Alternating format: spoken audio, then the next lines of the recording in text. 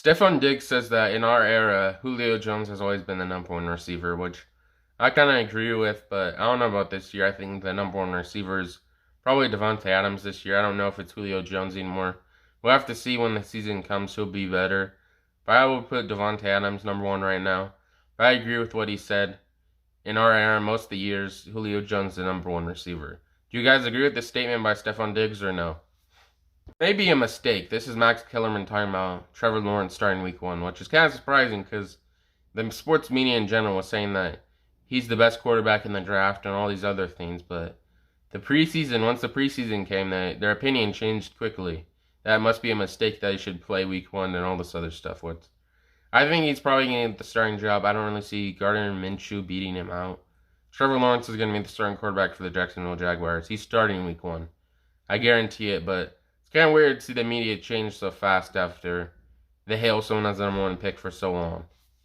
NFL preseason rankings. Number one, the Kansas City Chiefs, 11.5 wins, 88.4% odds to make the playoffs. Number two, the Tampa Bay Buccaneers, 10.9 wins, 85.6% odds to make the playoffs.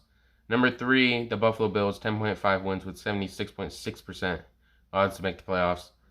And then you have the Los Angeles Rams at 9.8 wins and 64.4% odds to make the playoffs. And then the Green Bay Packers also have 9.8 wins with 69.5% to make the playoffs. And I think out of all these teams who should be bumped up, I think Tampa Bay will win like 12 games this year. And I think the Chiefs number is good where it's at, but I think Tampa Bay Buccaneers will actually win more games. There's 17 games this year instead of 16 usually, so I think they're going to win in a couple more games. 12, I would say. I don't think 10. I think that's too low, and I think they probably have the highest odds to make playoffs. I think they should be number one. And the Rams, I don't think they're going to be better than the Packers. I don't really see that, but I guess you could make a case for it.